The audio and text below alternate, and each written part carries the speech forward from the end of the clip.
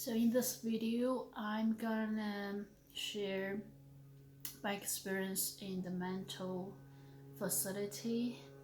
I was hospitalized 24/7 in the hospital, and during the night before, I didn't sleep at all because the tears just keep it coming out of me, and I kind of calmed down. I repeat, God is with me the whole night, and to point after I repeat, I don't know how many hours, Satan's voice finally stopped.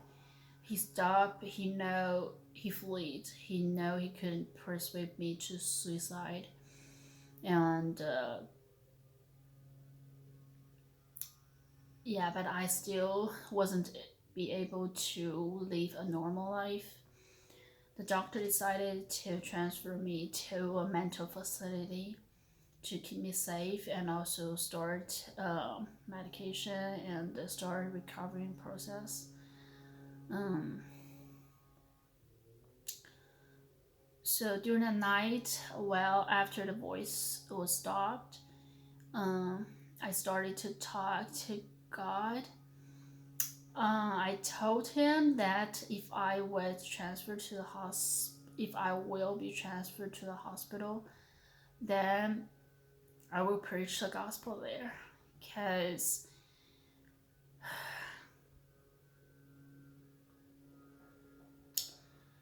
I do believe everybody needs Jesus, and right after I become a believer, I started to share the good news of the gospel, the good news of Jesus and his salvation. I first shared with my parents, with my mom actually, not with my dad. But my mom was so hurt and mad about me, and share with friends, and none of my friends accept Jesus because of my stories or because of what I said or done.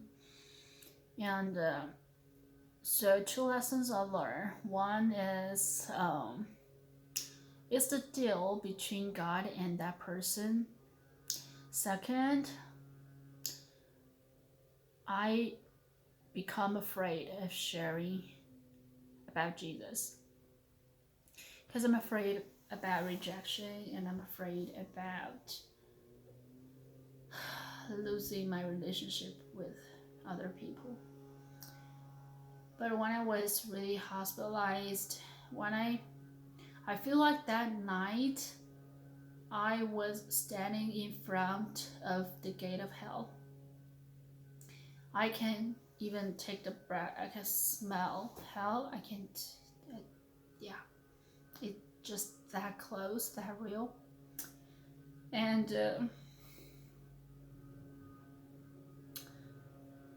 it's like it's it's like I standing at the end of my life. If I take a step forward, I'll destroy it and go to hell.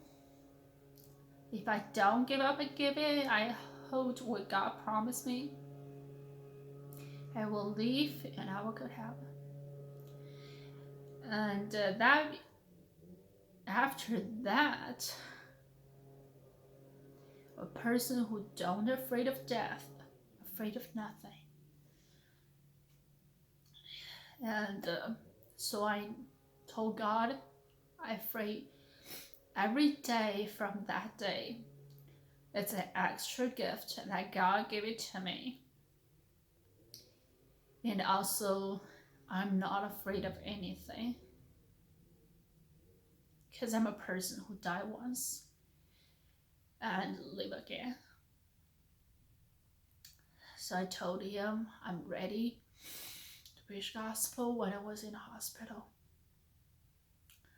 The second thing, at that night, another decision or another really big deal for me is that I find out over the depression years, because I relive again and again in my worst experience since childhood. I also developed a lot of unforgiveness, and I choose to forgive because I know that's God's will, but I just cannot get over it. I don't know how many times I pray. I don't know how many times I choose to forgive those people and those things and want to let it go, those memories or those feelings. I just couldn't do it. But that night, when I really stand at the gate of hell, stand at the end of my life, I realize those things are really not at all important. Not at all. When I was there, I couldn't even remember those things. Those are things was playing again for years in my head, but at that moment, I couldn't even remember. I couldn't even recall those. That doesn't bother me at all. There's only one thing bothering me. Whether I can hear the voice of Satan and go to hell, or whether I'm gonna grab hold of what God done for me, His promises, and be alive and go to heaven. That's the only thing matters when I stand at the end of my life. Nothing else matters. So I told God, said, I think I'm finally ready to let go of all the unforgiveness, let go of all the people that I hold, all the things that I hold. But as human, I can't not really forgive and forget, because from my past experience, my past experiments, my past hundreds of times, I know that I can do it. I need your forgiveness, your power of forgive, to just enable me to really let it go, to forgive. And again, He allowed that power. He helped me, and I really let those things go. It doesn't necessarily mean I forgot everything. I still remember, and it still come and bother me sometimes, but I really forgive. It doesn't torture me anymore. And yeah, so that day is one of my turning points, is one of the big turning points of my life. And I make very important decisions, and I experience things that most people will never experience. And I do hope my experience will help many others, will encourage many others. And if you listening to this video, it's not an accident, because God asked me to record this, and also I made a deal. I hesitated for more than 1 year because it's so personal.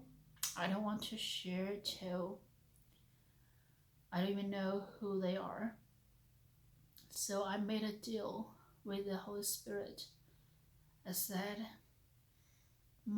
what I'm gonna do is I record a video and upload it onto YouTube. And what his job is bring people who need to listen to those messages, listen to my voice, listen to the stories, bring them. So I didn't even tell my husband or my families that I record those videos and upload. I didn't tell anybody. If you see this video, it's the Holy Spirit's led. Thank you. for your time. May God bless you. And remember, God is with you no matter what. He's faithful. He never lies. He cannot.